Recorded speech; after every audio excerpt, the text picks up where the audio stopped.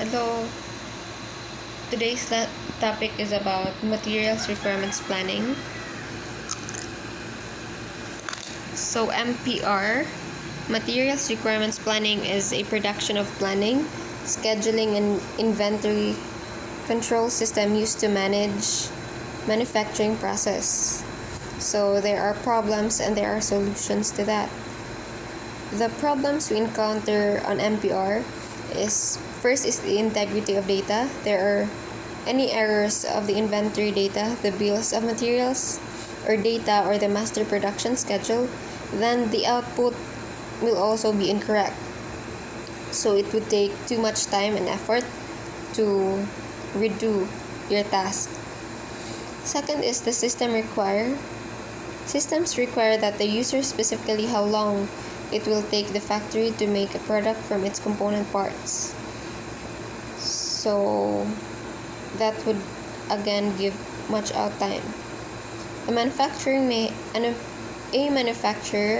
may have factories in different cities or town or even countries. It's not good for an MPR system to say that we do not need to order some materials because we have plenty of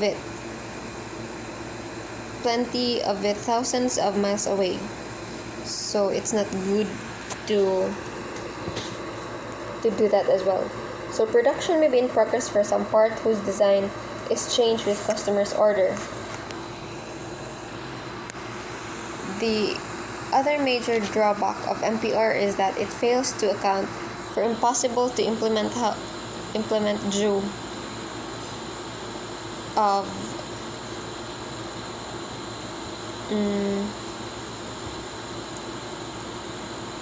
The other major drawback of MPR is that it fails to account for the capacity in its calculation. So they fail to do the right calculation that would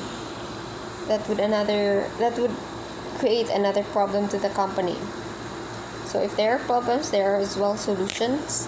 So the solutions to data integrity issues are first the bill of materials. The best practice is to physically verify the bill of materials either at the production site or by disassembling the product. Cycle count. The best practice is to determine why a cycle count has to increase or decrease inventory has occurred. Scrap reporting.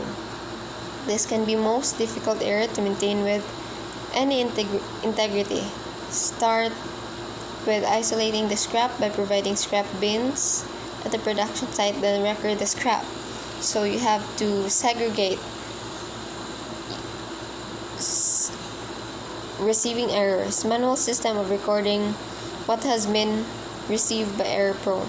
The best practice is to implement the system of receiving ASN from the supplier. So shipping errors. The container labels are printed from the shipper. The labels are affixed to the containers in a tagging area or where they are loaded or transport. So second to the last is production reporting.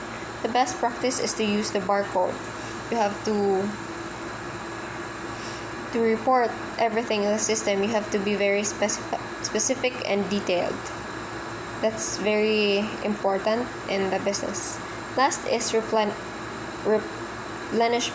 The best replenishment practice is replacement using barcode scanning via pool system, depending upon the complexity of product.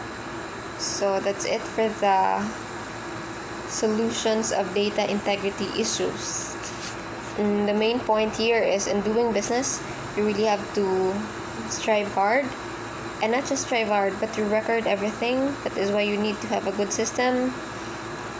And of course, by counting your profit, if you're gaining or if you're not. Thank you.